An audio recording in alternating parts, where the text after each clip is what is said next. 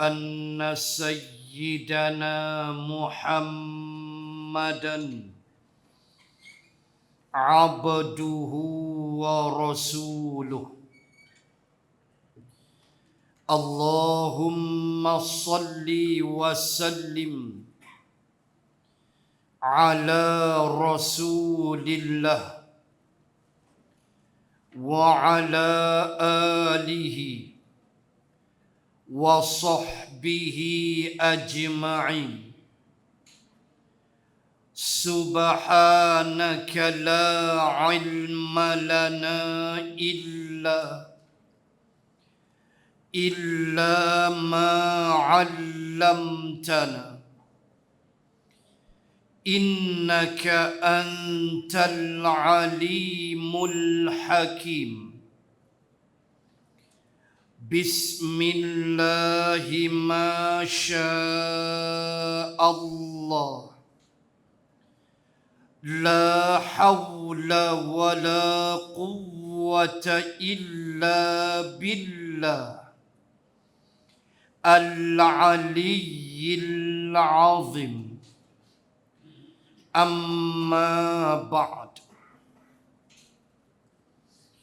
Muslimin dan muslimat rahimakumullah. Sambung muka surat 32, perenggan yang kelima. Muka surat 32, perenggan yang kelima daripada atas, masih lagi di bawah tajuk kecil soal taqwa. Kita sambung bermula perenggan yang kelima daripada atas. Masih lagi hadis yang kelima. Misalnya, bagi mencegah kekalahan dan kerosakan di dalam perjuangan, hendaklah mengetahui cara-cara dan peraturan melawan musuh serta menyediakan alat-alat kelengkapan yang dikehendaki oleh keadaan dan zaman. Baik, kalau kita imbau sekejap bulan lepas bahawa di antara perkara yang termasuk dalam soal taqwa ialah memiliki ilmu pengetahuan. Sudah sebut dah bulan lepas. Dan malam ni pengarang kitab sentuh bahawa di antara ilmu pengetahuan yang mesti ada dalam melengkapkan proses ketakwaan itu adalah ilmu pengetahuan apabila berhadapan dengan musuh. Dan disebut dalam bab ini ada dua yang mesti kita faham. Yang pertama sekali, menyediakan alat untuk berhadapan dengan musuh. Dan yang kedua, ilmu tentang keadaan musuh itu yang sudah tentulah akan bertukar daripada zaman ke zaman, yang tidak akan sama kaedah dan caranya, tetapi misi mereka hanya satu, untuk melenyapkan Islam. Maka di antara ciri takwa ialah ilmu. Saya ulang balik, ilmu. Dan baris yang kita baca perenggan ini antaranya menyentuh ilmu ketika berhadapan dengan musuh dan dipecah kepada dua. Pertama, ilmu memahami bahawa mesti ada persiapan. Itu Allah sebut secara umum. Wa a'iddu lahum mastata'tum min quwwatin wa min ribatil khail turhibuna bihi aduwallahi wa aduwakum. Itu Allah sebut secara umum. Ayat 60 suratul Anfal. Allah sebut jelas. Allah kata persiapkanlah untuk menghadapi musuh kamu. Allah suruh bersiap. Wa a'iddu lahum mastata'tum min quwwah. Sekadar mana manistata'tum, takat mana kekuatan yang kamu ada untuk menghadapi adu musuh kamu, wa adu Allah, dan musuh Allah, yakni mereka yang menentang Islam.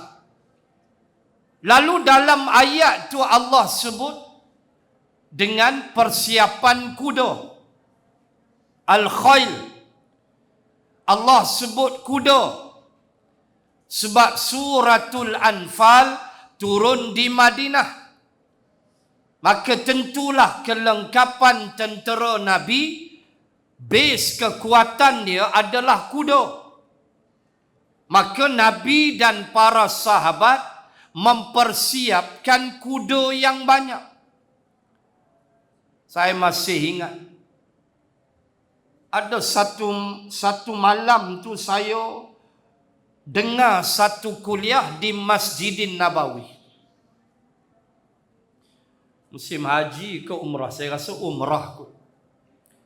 Pak Maghrib dengar kuliah daripada seorang profesor Universiti Islam Madinah.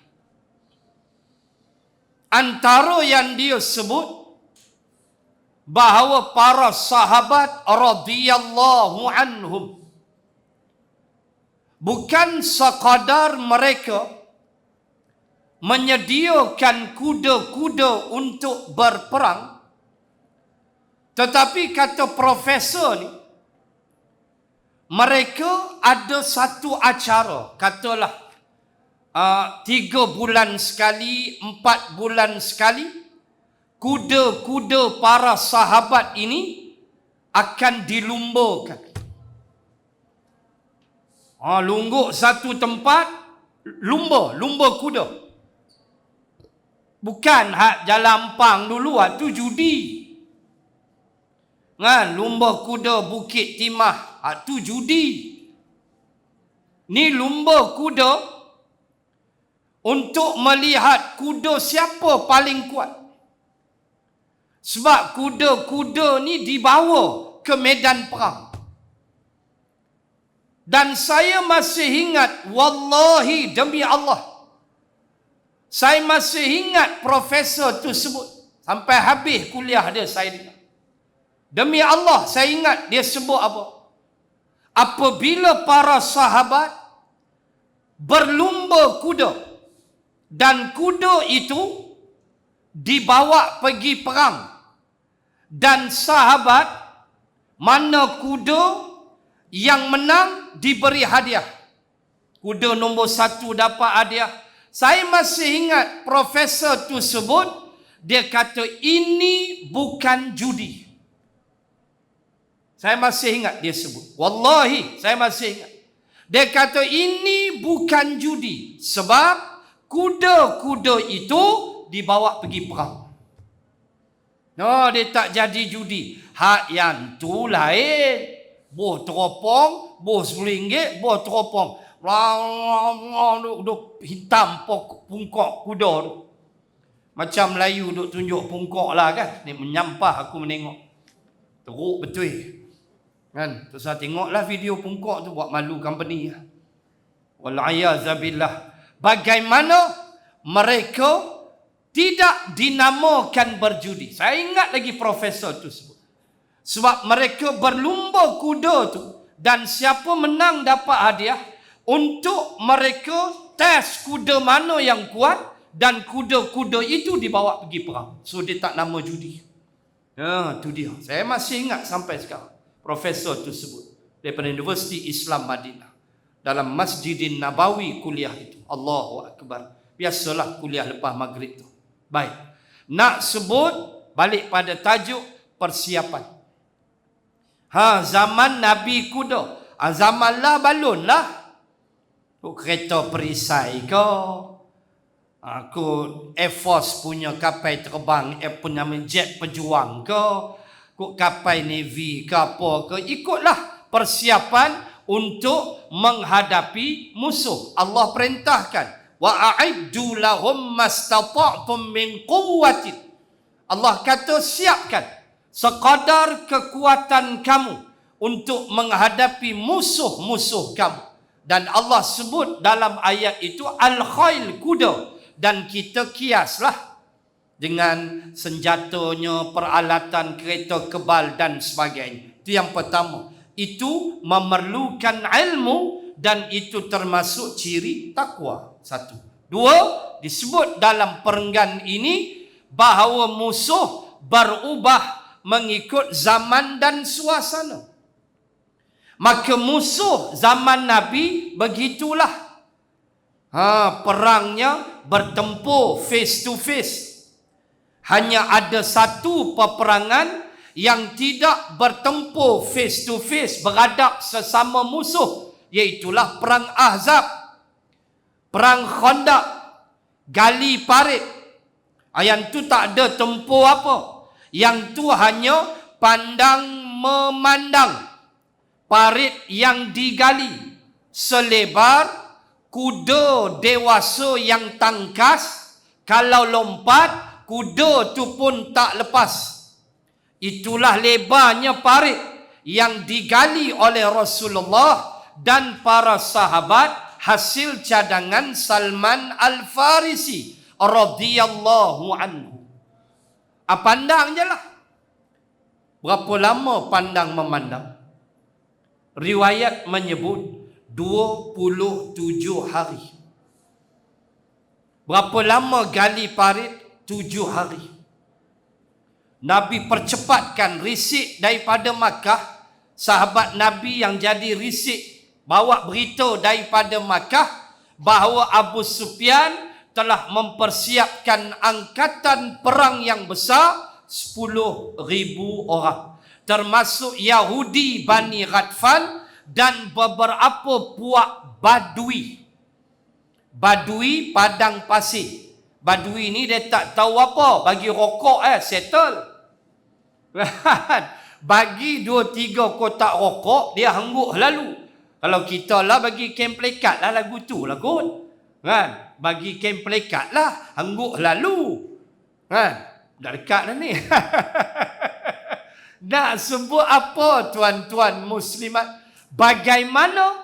Badui pun sama. 10,000. Maka risik beritahu Nabi, kita kena cepat ya Rasulullah. Maka Nabi panggil mesyuarat tergempar. Itulah Salman cadang, gali parit. Maka seminggu masa diambil. Gali parit tu seminggu.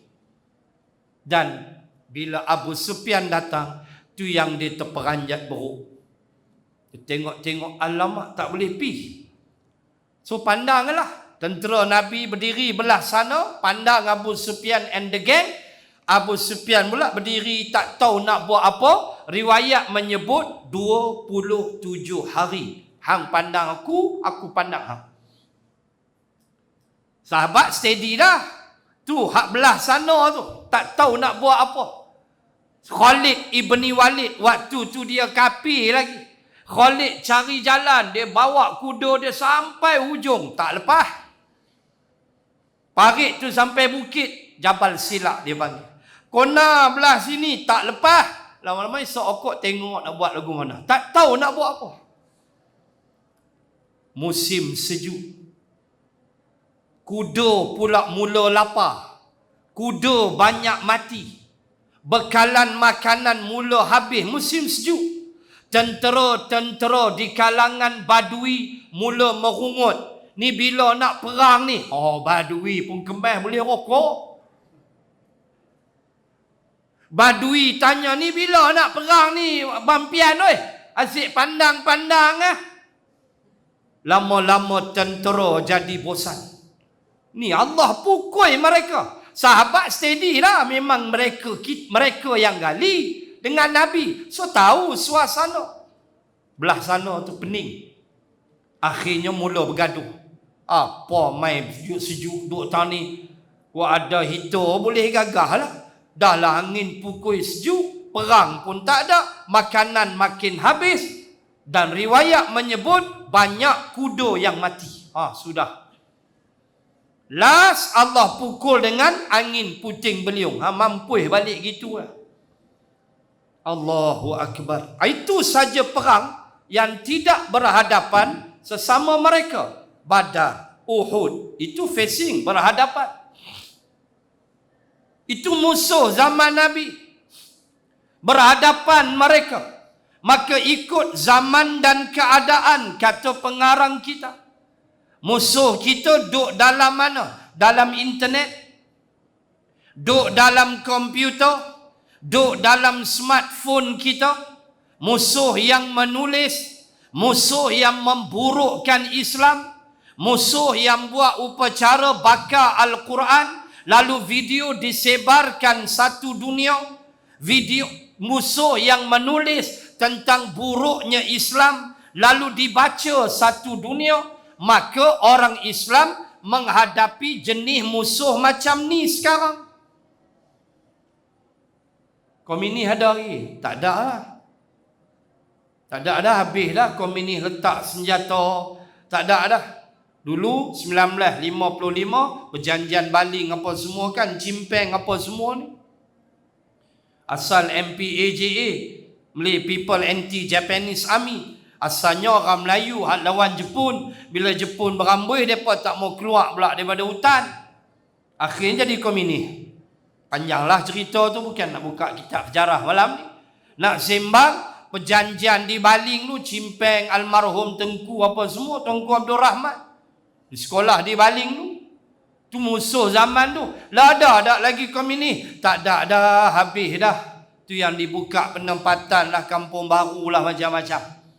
Tuan-tuan, muslimin, muslimat. Dulu ada, lah tak ada. So musuhnya mana? Tu dalam internet tu. Hak tu kita kena hadapi. Hak tu lagi susah, lagi teruk.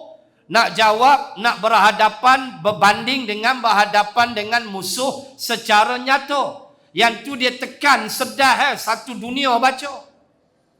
Buruk Islam lah satu dunia baca. Maka ini musuh kita. Kita kena hadapi mereka dengan ilmu. Mana yang reti IT, gunakan kepakaran untuk lawan musuh. Buat artikel, macam-macam dia datanglah ni. Itu baru artikel biasa. Belum lagi persoalan mereka masuk dan menulis tentang akidah. Akhirnya ada umat Islam yang londeh akidah. Dahsyat musuh lah, hujung jari. Cukup bahaya. Dia duduk dalam rumah kita, dia duduk dalam poket kita, dalam handphone kita. Maka kita mesti ada ilmu. Anak-anak kita mesti kita pesan supaya mereka faham penggunaan IT sekarang ini amat penting. Bukan sekadar teknologi yang kita hadapi dalam kuliah maghrib, kuliah apa pun kita boleh live, alhamdulillah. Yang satu dunia boleh tengok, yang saya mendapat pahala, tuan-tuan muslimat pun mendapat pahala, subhanallah. Kalau tuan-tuan muslimat tak datang, saya nak bercakap dengan siapa? Tiap. Semua pahala kita kongsi bersama melalui teknologi, alhamdulillah. Berapa ribu yang tengok ni, subhanallah. Anak murid sampai luar negara, daripada Amerika WhatsApp saya, daripada UK WhatsApp, kau Kelang, United Kingdom. Punya ramai tengok, alhamdulillah, ini teknologi. Dan teknologi juga mesti digunakan ke arah kebaikan, terutamanya menghadapi musuh. Maka ingat, zaman berbeza, keadaan musuh juga berbeza. Maka jangan kesampingkan ilmu-ilmu seperti ini. IT, teknologi, anak kita pandai bab tu, tak apa. Jadilah dia seorang yang pakar IT yang sujud kepada Allah. Jadilah dia seorang pakar IT yang dia beriman dan bertakwa. Itu yang kita nak. Allahu Akbar. Baik, sambung. Selain dari itu, hendaklah pula disertakan dengan kekuatan rohani, iaitu bersatu hati. Termasuk di dalam takwa itu, umat Islam mesti ada kekuatan rohani, dipanggil bersatu padu. Sebab itu kita sebut dah, kita sudah letih tengok orang Melayu bergaduh. Penat dah, kita tak nak dah. Cukup-cukup dah. Sudah-sudah dah. Kawan ni tubuh parti politik baru, kawan ni pula lompat masuk, semua Melayu. Pecah lagi orang Melayu. Letih tuan-tuan muslimat. Elok dah perpaduan ummah yang kita gagaskan. Cukup dah menjadi prime mover untuk umat Melayu, umat Islam bersatu di bumi Malaysia ini. Tapi ni tuan-tuan, dia sama aja. Mereka walau ideologi politik berlainan, tapi tetap kapi. Kena faham. Tetap mereka tidak beriman kepada Allah Subhanahu wa ta'ala. Kita orang Islam, kekuatan rohani mesti ada kesatuan ummah. Jangan berpecah. Letih dah, cukup dah, tolonglah. Janganlah kerana ego kita, kerana sombong kita, kerana nak jaga kedudukan kita dalam parti politik, kita sanggup mengenepikan proses penyatuan ummah yang telah diasaskan oleh Rasulullah sallallahu alaihi wasallam, yang menyatukan Aus dan Khazraj yang bergaduh berperang ratusan ribuan tahun sebelum Rasulullah berhijrah. Nabi memberi penghormatan kepada orang-orang Yahudi Madinah untuk mengamalkan agama mereka. Begitu kita sebut Melayu bersatu, non-Muslim, Cina, Hindu, kamu bebas untuk mengamalkan agama kamu. Kita tak kacau, itu Islam. Yang penting negara ini dipimpin oleh orang Islam. Kena faham? Dan perlembagaan memang menyebut Perdana Menteri di kalangan orang Islam, yang mesti, kalau konteks kita hari ini orang Melayu lah. Orang Melayu, orang Islam. Orang lain, non-Muslim, mereka bebas duduk dalam negara yang kita mesti jaga mereka. Pemimpin mesti jaga mereka. Tidak boleh ganggu apa yang halal bagi mereka, haram bagi kita, kita tak boleh kacau. Nak makan babi ke apa ke, cuma kena kawal lah penternakan dan sebagainya. Ini Islam, cukup cantik dia jaga. Yang penting kita tolonglah, jangan berpecah. Bersatulah kita di atas nama Allah dan Rasul, dan barulah atas nama bangsa Melayu. Allah Rasul dulu. Satu akidah, satu penyembahan, satu Rasul, satu Al-Quran. Itu yang kita mahu. Muslimin dan muslimat, jangan kita berpecah. Mesti ada kesatuan hati. Lihat Allah pukul sahabat dalam peperangan Uhud. Akibat tidak bersatu lagi. Akibat hati berpecah. Kenapa? Kerana sudah tidak patuh lagi dengan arahan Rasulullah. Allah, pasukan pemanah pecah dua. Asal bersatu hati.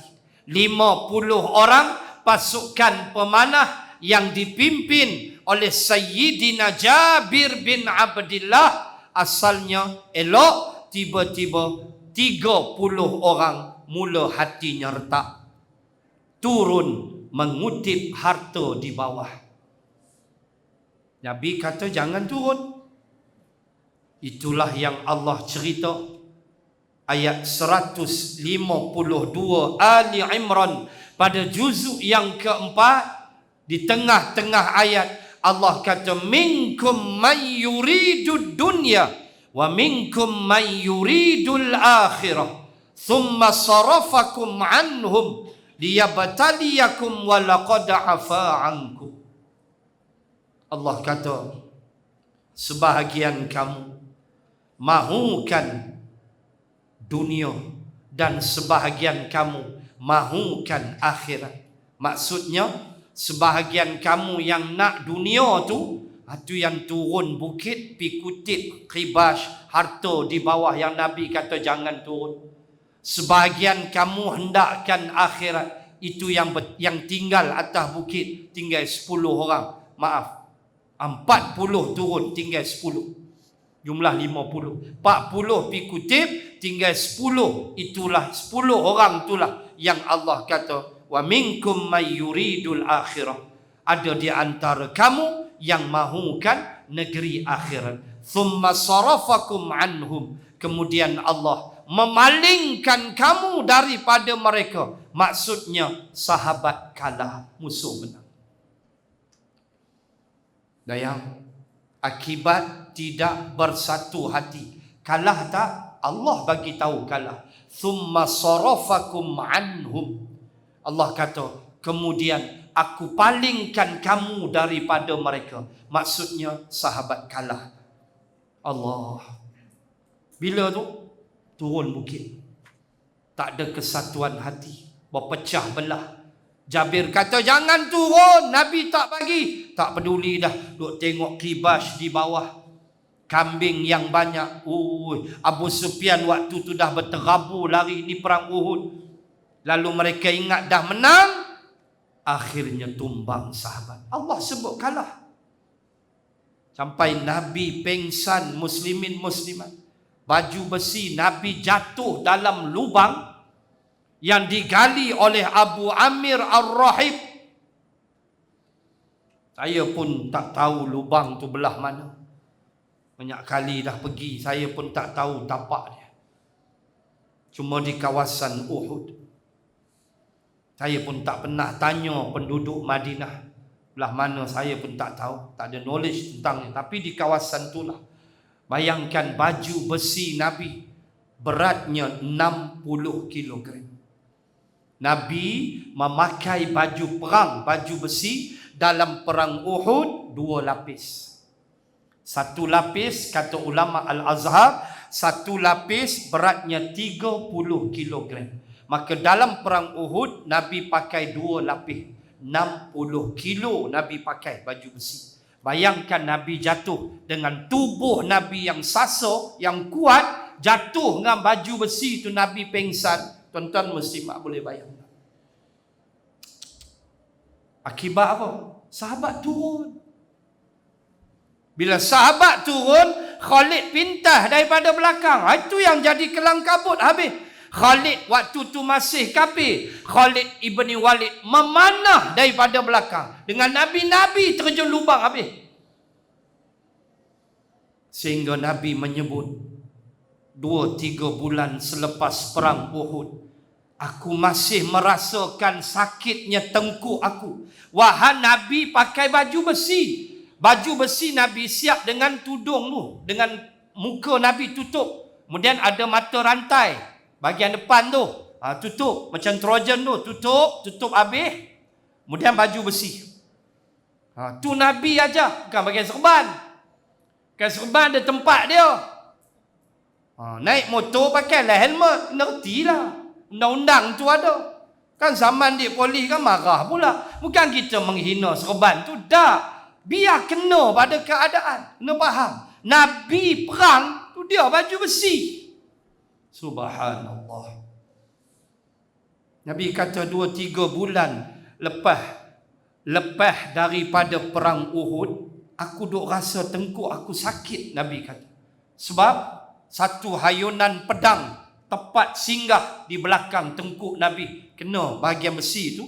Nabi kata, aku punya sakit tu 2-3 bulan lepas Uhud duk rasa lagi tengkuk sakit. Entah bayang kuat lagu mana musuh bagi. Kira nak bunuh Nabi.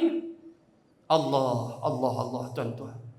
Panjanglah kalau kita nak sebut perang Uhud. Apa kita nak sebut? Kesatuan hati. Umat Islam berpecah kerana hati tidak bersatu. Masing-masing ego. Kita kata dah cukup dah, ikut Islam, bersatu atas nama Islam. Tak boleh bersatu atas nama bangsa semata-mata. Tak boleh. Sebab dalam tim Nabi ataupun kita sebut sahabat, di sana ada Bilal Afrika. Bilal Ibn Rabah, bukan orang Arab. Bilal Afrika.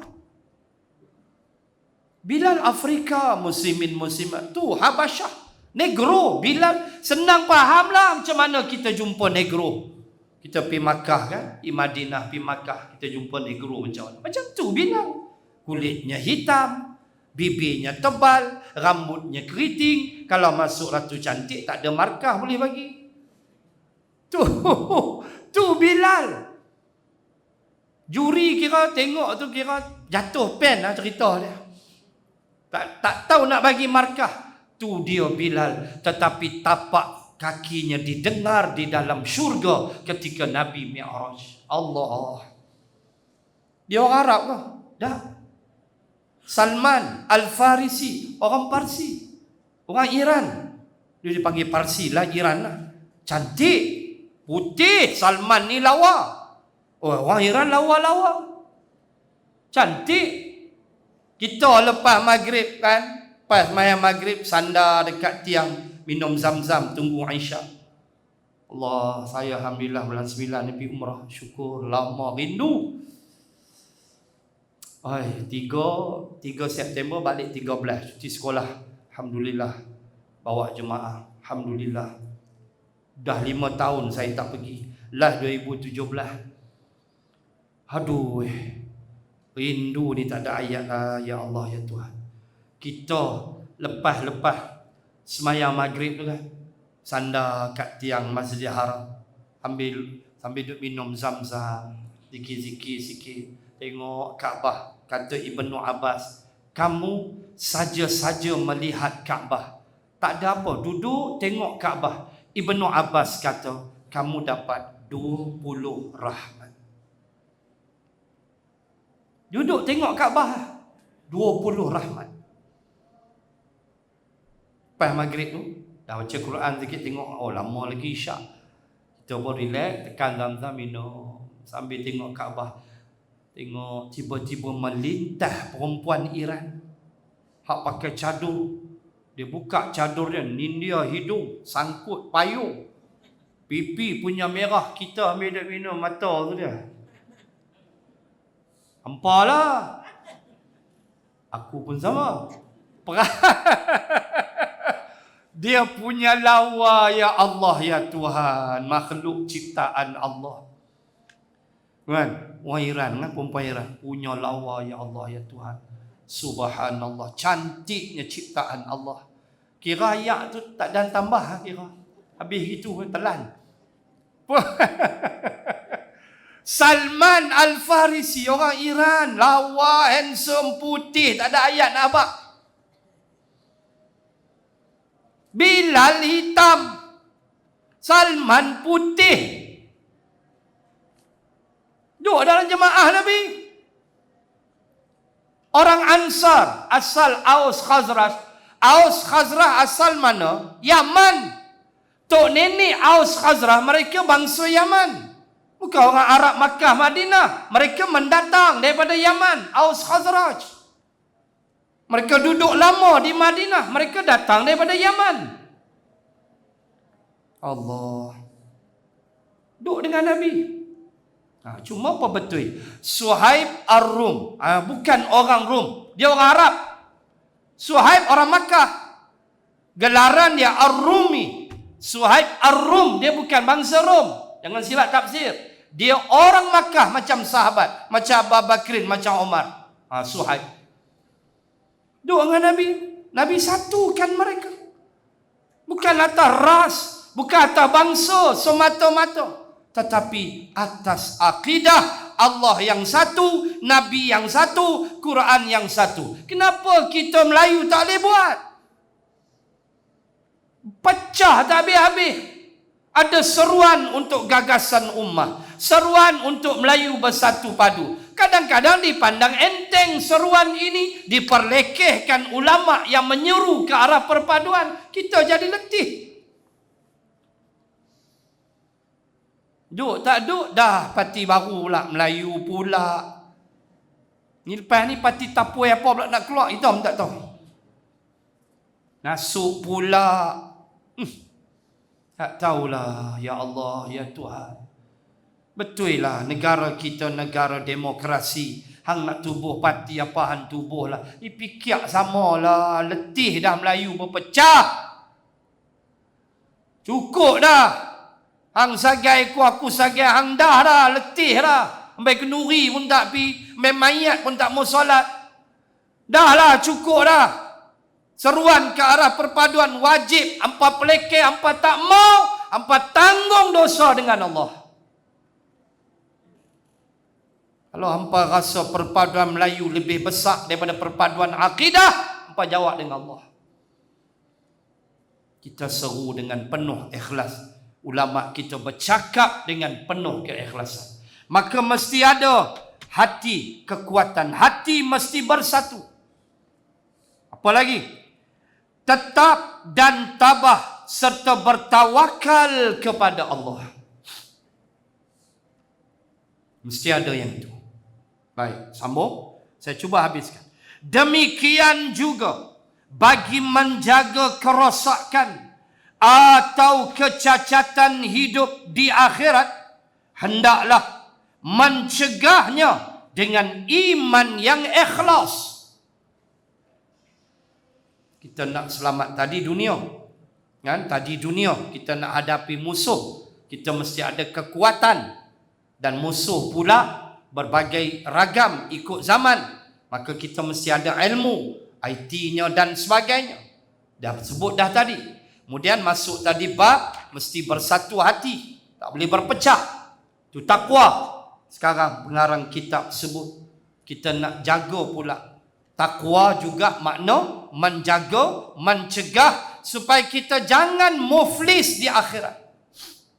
Tadi dunia, tu dunia punya cerita. Kuda perang, kereta perisai, kereta kebal, Air Force punya jet fighters yang kadang-kadang terjun. Buat lagu mana? Sampai masa meninggal lah terjun fighters dan sebagainya. Nak sebut benda-benda ni dunia. Sekarang perenggan ni, perenggan ke-6 nak habaq macam mana kita nak bertakwa, memahami, nak cegah pula, selamat pula di akhirat. Antaranya pertama, mesti ada iman. Iman ni tuan-tuan muslimin muslimat. Cuba buka ayat 14 suratul Hujurat. Cantik ayat. Qalatil a'rabu amanna qul lam tu'minu walakin qulu aslamna walamma yadkhulil imanu fi qulubikum. Al-ayat. Suratul Hujurat, surah nombor 49 pada juzuk 26 ayat 14. Allah kata, ayat tu turun kisah apa? Kisah 2-3 orang Badui baru masuk Islam. Baru masuk Islam. 2-3 hari dah masuk Islam, mereka pun jumpa Nabi. Ya Rasulullah, kami dah beriman dah. Wahai baru Islam ya. 2-3 hari ya baru Islam. Habaq kat Nabi, kami beriman dah. Lalu Allah turunkan ayat itu. Qalatil a'rabu amanna, dan berkatalah al-a'rab. Al-a'rab makna Arab Badui. Kalau Arab Nabi, Arabiyun. Kalau Arab Badui, Quran sebut, Allah sebut dengan al-a'rab, itu Badui. Ada dalam At-Taubah, ada dalam Al-Fath, ada dalam Al-Hujurat. Kalau Arabiyun, macam kitabun fussilat Qur'anan Arabiyan. Begitu. Quran dalam bahasa Arab. Arabiyan atau Arabiyun. Itu merujuk pada Arab Rasulullah. Bila Al-A'rab, yang ni Badui, duduk padang pasir, berpindah randah. Kalau kita pergi Arafah kan, kita melawat Arafah musim umrah lah, musim haji tu salah. Bila kita melawat Arafah musim umrah, kadang dalam bah kita nampak kan tengah padang pasir ada khemah, itu Badui lah tu. Dia duduk 2 minggu itu. Lepas tu dah sewa tak payah bayar. Mana ada tuan-tuan pasir nak pergi bayar padang pasir 2 minggu, bungkus lah, pergi belah sana pula. Lagu tu mereka nomad berpindah. Mereka tak ada tamadun. Mereka isap okok kuat. Jenis tu, Badui ni. Mereka tak ada tamadun, mereka jenis. Hidup ikut-ikut dan lah. Dalam khemah, makan, minum, toilet ikut suka aja. Beranak pinak situ akan pindah pula. Kerajaan Arab Saudi tak kacau lah mereka. Mereka duduk jauh di pasang pasir, di kawasan Arafah dan sebagainya. Itu Al-A'raf. Baik. Ayat 14 Al-Hujurat. Qalatil a'rabu amanna. Berkatalah Arab Badui kepada Nabi, amanna, kami telah beriman. Baru 3 hari masuk Islam. Qul, katakan wahai Muhammad, lam tu'minu. Kata kat depa, lam tu'minu. Hampa belum beriman. Belum beriman ni. Walakin, tapi beritahu mereka, qulu, suruh mereka bercakap, aslamna, kami baru Islam ya. Walamma yadkhulil imanu fi qulubikum, sebab iman belum lagi masuk dalam hati kamu. Mengaku syahadah, okey Islam, sembahyang tak lagi, jihad tak lagi, perang tak lagi, pertahan Islam belum lagi, infak belum lagi. Jangan sembang, baru Islam. Baru 3 hari masuk Islam, jihad apa pun tak. Lepas tu habak Nabi, kami beriman dah. Dah Allah kata habak kat mereka, mereka baru Islam. Dia kata iman, dia main lah jihad, keyakinan pada Quran, infak, macam-macam. Itu datang iman. Sebab itu orang Islam belum tentu beriman. Orang beriman confirm Islam. Itu CP dia. Orang Islam belum tentu beriman. Itu yang 4 perempuan yang tunjuk punggung dalam internet tu. Tu orang Islam lah. Orang Islam tu tunjuk punggung lawa mereka tu. Menyampah betul. Saya pula tertengok. Lalu depan, masuk dalam wall Facebook saya, tertekan. Istighfar minta ampun Allah. Karut betul lah. Melayu Islam tu. Melayu. Jangan kata tak Islam. Islam. Selagi percaya Allah Tuhan, Islam. Nabi Rasul, Islam. Quran tu betul, Islam. Itu Islam. Dia buat dosa, dia tak sembahyang, Allah balun. Elok Islam dia, pergilah syurga. Tapi nak habak, orang Islam belum tentu beriman. Dia dah lah tak tutup aurat, tunjuk punggung kat orang pula. Satu pasal. Ya. Macam mana? Mereka nak promosi mereka punya produk. Produk kecantikan tu. Tu dah tajuk video tu lah. Dah terajak abak terus lah. Dia kata, kan seorang tu kata, siapa nak saya nak sebut pun malu. Belilah produk kami. Gitulah dia promosi produk dia. Dot lah. Fahamlah. Begitu. Wal'ayazabillah, cukup teruk ramai yang komen, dah 2 hari lepas minta maaf. Senang lah ni, minta maaf. Dah, selesai. Selesai apa? Akhlak mana? Tak elok. Sebab itu orang Islam belum tentu dia sampai darjat iman. Ada tak orang Islam tak semayang? Ada. Islam tapi tak semayang. Islam. Jangan kata tak Islam. Nama Ahmad. Nama Muhammad kemah, nama hebat-hebat tapi tak semayang, contoh. Tapi dia Islam dah. Ya, selagi dia tak kata semayang tu tak betul. Dia percaya Allah, dia Islam lah. Dia percaya Nabi, Islam lah. Dia tak semayang, Allah bakar dia. Tu cerita dia. Tapi orang beriman, confirm dia Islam. Maka, kena faham. Iman dan Islam, dua benda yang berbeza. Islam, dia luaran. Syahadah. Tu Islam. Semayang, puasa, zakat, haji. Ni rukun Islam dia panggil. So kita tengok seseorang yang mengucap dua kalimah syahadah. Nabi ajar apa kat kita? Nabi ajar dia Islam. Dah, dalam hati dia kita tak tahu Allah. Tu Nabi ajar, hukum luaran. Kita tengok seorang tu semayang. Nabi kata apa? Islam. Dah. Semayang dia betul ke tak betul, dia ikhlas tak ikhlas, bukan kita nak judge dia. Allah. Kita tengok seorang yang pergi haji, Islam. Haji dia mabrur ke, haji dia malboro ke, tu nombor 3. Sebab sebelum dia pergi haji, dia isap danghil. Dia balik haji isap malboro. Maka haji dia malboro, mampu. Tu dia dengan Allah. Kita tengok dia pergi haji, Islam. Dia bayar zakat, Islam. Ni luaran. Luaran. Dia ambil duit mana zakat tu, dia pergi rompak bank ke, dia bayar zakat. Kita tak tahu.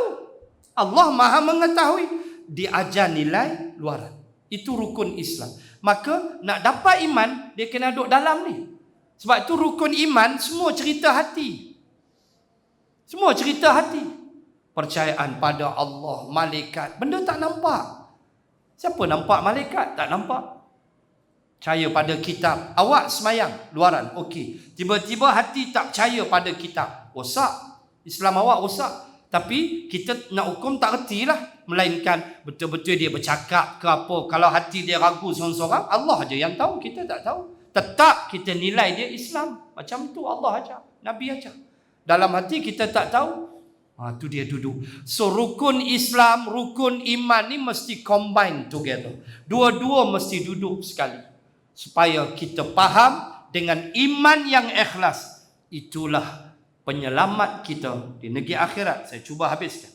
Tauhid yang tulen. Tauhid wahid makna satu. Wahid makna satu. Kalau ilmu tauhid dia panggil esa. Wahdaniyah sifat Allah. Itulah wahdaniyah, esa Allah pada zat, esa Allah pada sifat, esa Allah pada perbuatan, af'al. Ma makna esa Allah pada zat, iaitu zat Allah tidak terhimpun macam manusia, macam makhluk. Tak ada jisim, tak ada jirim, tidak bertempat dan sebagainya. Satu. Ma makna zat esa Allah pada sifat, iaitu sifat Allah itu hanya satu. Contoh, kudrah. Maha berkuasa. Maka sifat itu esa. Contoh, kudrah yang esa itulah yang menciptakan langit yang luas, dan kudrah yang esa itulah yang menciptakan mata seekor nyamuk. Kita belajar tauhid, diajar jangan kamu kata oleh kerana langit itu luas, kudrah Allah 95%. Oleh kerana mata nyamuk terlalu kecil, kudrah Allah 0.5%. Jawab dia syirik. Jawab dia rosak akidah. Itu maksud dia. Esa Allah pada sifat. Maknanya kudrah yang satu, yang menjadikan semuanya. Tak ada persentih-persentih, tak ada. Begitu. Kemudian esa Allah pada af'al. Af'al makna fi'il. Fi'il apa? Perbuatan. Esa Allah pada perbuatan. Bermakna tak ada manusia boleh buat macam Allah buat. Tak ada. Tuan-tuan muslimat, kotlah cuti-cuti sekolah, jalan dengan anak cucu, nak rasa salji kan? Pergi ICT Shah. Masuk tu boleh tahan lah tiket dia. Masuklah dalam tu. Adalah salji buatan. Kalau di Dubai ada salji buatan, kita boleh masuk macam salji itu turun. Dia tak original macam salji yang Allah cipta. Tak ada, itu ada proses dia. Tak boleh, manusia tak boleh buat macam Allah. Tak boleh. Manusia boleh tembak apa yang kita panggil pembenihan awan. Kan, bila hujan lama tak turun, maka kita solat sunat istisqa, solat hajat macam-macam, minta hujan. Kemudian antara usaha kerajaan ialah menembak benih awan. Hantar Air Force punya apa nama ni, kapal terbang Charlie apa ni, Hercules ke apa, tembak. Ada dia panggil pembenihan awan, untuk bentuk awan supaya boleh turun hujan. Manusia buat, Allah buat awan ori. Tak sama. Ni dipanggil asa Allah pada af'al. So kita kena belajar. Tu sifat wahdaniyah. Dipanggil sifat salbiyah. Apa dia salbiyah? Menolak. Iaitulah menolak Allah berbilang-bilang pada zat, pada sifat, pada perbuatan. Itu dia panggil sifat salbiyah. Sifat 20 bagi 4. Bagi 4 sifat 20. Satu sifat dia panggil nafsiyah. Dia panggil sifat nafsiyah. Itulah wujud. Sifat wujud. Ada Allah. Belajar. Ada Allah tu macam mana Ustaz? Senang. Dalil dia. Kalau orang awam, dalil dia adanya alam ini. Cukup. Tu dalil orang awam. Tok guru, ustaz-ustaz tak boleh lagu tu. Dia kena bawa ayat Quran, dia kena beritahu dalam lagi. Sakat orang awam, apa dalil Allah ada? Ni alam ada? Cukup. Sah dah tauhid dia. Begitu. Dalil ada alam ini. Mana boleh langit jadi sendiri? Mana boleh durian runtuh sendiri? Lah musim durian kan muntah. Pagi esok 8.30 saya makan durian lagi. 8.30 pagi besok nak pergi kebun di Guak Cempedak. Makan lagi kebun kawan. Allah. Dia punya makan itulah. Allahu Akbar. Tuan-tuan muslimat. Itu tanda Allah ada. Buah-buahan pula. Min kulli samarat. Buah-buahan daripada buah-buahan tu mutasyabiha. Buah-buahan pula macam-macam jenis. Yang berduri, yang hitam. Ya ilaha illallah. Manusia boleh buat. Akai boleh kata ke manusia buat durian? Akai boleh kata ke manusia buat manggis? Atas tumpuk manggis tu dia Allah Ta'ala buat 6 cabang. Buka-buka 6 ulas. Tak ada seorang manusia dalam dunia kita beranak sampai lah umur makan manggis, panjat pokok, pergi kedai beli di dusun apa semua. Tak ada lagi pegang manggis tu 3, buka-buka 7. Tak ada lagi. 3 tu manusia boleh buat. Allah. Ya Allah. Wa ikhtilafu alsinatikum wa alwanikum. Ayat 22 surah Ar-Rum. Antara tanda aku hebat, kata Allah, antaranya wa ikhtilafu alsinatikum, berbezanya bahasa, languages, bahasa kamu berbeza. Itu tanda aku hebat. Pasal apa? Pasal lidah sekeping. Lidah sekeping. Pahit, manis, tawar, masin semua duduk atas tu. Lidah sekeping. Allah kata bahasa ikhtilaf, bahasa berbeza. Orang Kedah dia tak mau ji, dia buang. Kucing. Ji dia lempak buang. Tebin. Dia lempak, Terengganu sambut. Ji itu tak hilang begitu, Terengganu sambut. Makan, ikan, dalang pinggang. Kan? Terengganu sambut. Lidah sekeping. Mari Kelantan dia imalak. Kawe dia condong, imalak condong. Kawe make ike dalai pinggir. Tak nampakkah hebatnya Allah? Allah hebat. Surah Ar-Rum ayat 22. Berbezanya bahasa kamu. Tu baru kita, tu baru Kedah, Kelantan, Terengganu tak sembah lagi Johor. Mana dia kan tak main lagi kita kan. Tu orang tempat saya lah Kuala Lumpur. Kita kan, kita belotak engkau kan. Kita bencilah engkau, kita. Muntah aku. Nama kampung duk Kodiang Fatimah, mai KL Fatty. Oh boy. Nama Rokiah, mai KL Rocky. Jadi jantan tu koi Rocky. Ngampoi. Duduk kampung celah pokok manggih tang mana? Mai Fatty. Ai gelilah, janganlah panggil Fatimah, panggil Fatty, you know. Baru 2 hari duduk KL. Benci ai. Ini bahasa subhanallah.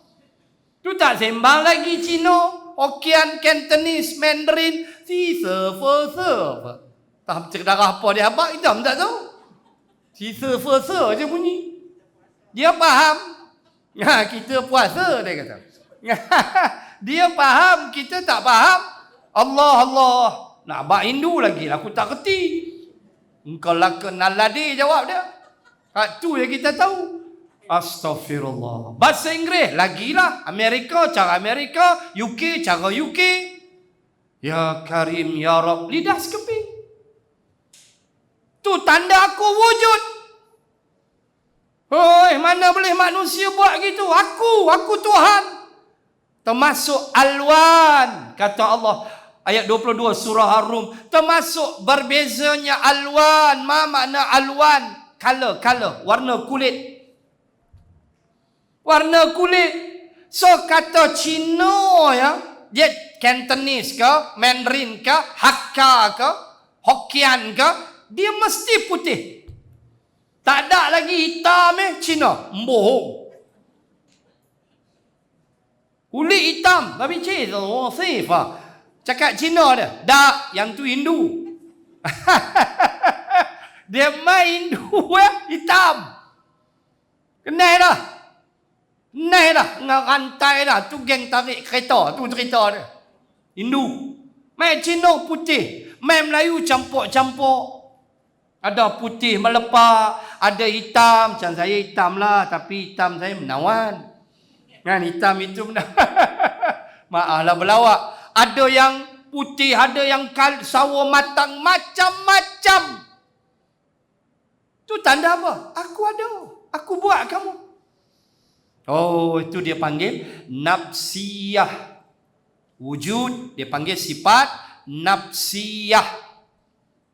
Iaitu adanya Allah, tiada permulaan bagi adanya. Full stop. Itu kekuatan dia. Adanya Allah, tak ada mula bagi ada dia. Jangan duk pening fikir lagu mana ni. Kita ni ada mak pak kita dulu baru kita. Ni Allah Ta'ala ni dia tak ada mula bagi ada dia. Lagu mana ni? Dia tak ada lagu. Dia lagu tu lah. Nak lagu panjang nyanyi sendiri, Tanjung Rambutan jawab dia. Nyanyilah hang sorang-sorang dalam kandang tu. Nyanyilah hang sorang. Nak jauh pi tampui. Jangan fikir. Cukup percaya Allah wujud dah. Kenapa lagu tu Ustaz? Itulah sebab dia Allah. Kenapa tak ada mula bagi ada dia Ustaz? Sebab dia Allah. Full stop. Tanya lagi, aku terajang hang tu lah. Tak ada jawapan. Jawapan dia sebab dia Allah. Kita ni ada mula sebab kita makhluk. Dia Khalik, Maha Pencipta. Kita makhluk, kena cipta. Kita maf'ul, dia fi'il. Kita kena buat, dia pembuat. Tu dia panggil nafsiyah. Kemudian 5 sifat selepas wujud dia panggil salbiyah. Qidam, baqa, mukhalafatuhu lil hawadith, qiyamuhu ta'ala binafsih, wahdaniyah. Itu dia panggil 5 sifat salbiyah. Ma makna salbiyah? Menolak. Qidam, menolak ada permulaan bagi Allah. Qidam kan sedia. Makna Allah ada, tiada permulaan bagi adanya. Sedia ada dia. Jangan duk fikir panjang, gila kita. Baqa, menolak Allah itu ada kehancuran. Menolak Allah ada binasa. Allah itu baqa, kekal. Yang binasa makhluk. Mukhalafatuhu lil hawadith, menolak Allah Ta'ala bersamaan dengan makhluk. Makhluk berjirim, berjisim. Ya, makhluk melihat. Allah maha melihat. Melihat Allah tak sama macam makhluk. Tak ada buta bagi Allah. Tak ada tuli bagi Allah. Bila kita belajar tauhid, Tok Guru kita habaq benda ni. Tak ada buta, tak ada tuli bagi Allah. Kita mendengar, Allah mendengar. Tapi Allah maha mendengar. Kita sampai umur 50, dia dia tangan lagu ni siap. Dia nak mula pakai alat tu. Dia start 50 lebih, kopi jadi roti. Bini suruh beli roti, dia pergi beli kopi. Tu semua nak kena bahan semua. Baca WhatsApp, mata dah rabun, nak tengok line, pergi beli line. Tengoklah dia tangan tu dia pi. Sabun dia. Dia tak buat gini dah. Semua jalan nak pi lah tu. Tanda-tanda yang Allah bagi. Biasa kan? Biasa. Ada orang tua kita jumpa pakai isyarat dah. Bini dia buat isyarat. Makan. Ada. Iya. Agak-agak makcik-makcik, ibu-ibu tak adalah. Sampai tahap tu, tok lelaki duduk sana. Bini sana. Saya harap tak ada lah berlaku. Saya jumpa. Bini dia buat isyarat. Puk meja kan. Ni makan. Bini minum, tahu dah. Tak dengar dah, habis. Kira apa nama ni, audio punya alat tu, bubuh tu 6 tingkat lah, tak lepas tak? Itulah makhluk. Itulah makhluk. Allah Sami'un alim. Allah as-sami', maha mendengar, tak ada tuli, hang bisik dalam hati semua dia tahu. Allah wujud, qidam, baqa. Qidam, baqa, mukhalafatul, qiyamuhu ta'ala binafsih, berdiri Allah dengan sendiri. Wahdaniyah, esa, menolak Allah berbilang-bilang. Tak ada dua pada zat, tak ada dua pada sifat, tak ada dua pada perbuatan. Kemudian 7 sifat sesudah dia ma'ani. Kemudian 7 sifat sesudah dia ma'nawiyah. All together 20 sifat. 13 pun cukup dah. Cuma ulama lebih suka pada 20. 7 itu qaunuhu, mutakalliman, keadaan Allah yang bercakap, keadaan Allah yang mendengar. Belajarlah tauhid. Penting mengenal Allah. Imam Ghazali kata, awaludin ma'rifatullah. Itu bukan hadis, no? Itu kata-kata Imam Ghazali, kata-kata ulama. Awal agama mesti kenal Allah. Dan Imam Ghazali sebut dalam Minhajul Abidin, siapa yang sembah Allah tapi tak kenal Allah, dikhawatiri ibadahnya tidak diterima Allah. So nak kenal Allah bukan melalui zat, tak mampu kita, tetapi cukup belajar sifat Allah dan lihatlah di sekeliling kita. Apatah lagi Allah sebut dalam surah Az-Zariyat, tak silap saya ayat 21, Allah berfirman, wa fi anfusikum afala tubsirun, dan pada dirimu sendiri apakah kamu tidak dapat melihat? Pada diri kita, apakah tak boleh tengok Allah yang menciptakan kita? Allah hebat Allah Subhanahu wa taala. Baik. Tauhid yang tulis dan amal yang soleh pada bulan depan. Bulan depan lah. 9, 10 dah, sejam dah. Amal yang soleh kita sambung daripada situ. Nanti kita sambung bermula garis itu, baris itu, dan amal yang soleh. Maknanya kita sedang membicarakan takwa, iaitu menjaga diri untuk jangan kita punah di negeri akhirat. Tadi dah sebut dah, jangan kita punah di dunia dalam konteks menghadapi musuh. Mesti ada persiapan. Itu juga dipanggil takwa. Persiapan tenteranya menghadapi musuh dalam berbagai-bagai bidang. Itu juga takwa. Dan mesti ada ilmu. InsyaAllah jumpa bulan hadapan dan kita akan bahas baris yang kita tandakan. Bismillahirrahmanirrahim. Alhamdulillahi rabbil alamin. Assalatu wassalamu ala rasulillah wa ala alihi wa sahbihi ajma'in. Allahumma zidna ilman warzuqna fahman. Allahumma rzuqna fahman nabiyyin wa hifzal mursalin. Allahumma ij'al jam'ana hadha jam'an marhuma wa tafarruqana min ba'dihi tafarruqan ma'suma. Rabbana atina fid dunya hasanah wa fil akhirati hasanah wa qina adzaban nar. Wa sallallahu ala rasulillah wa ala alihi wa sahbihi wa baraka wa sallam. Walhamdulillahi rabbil alamin.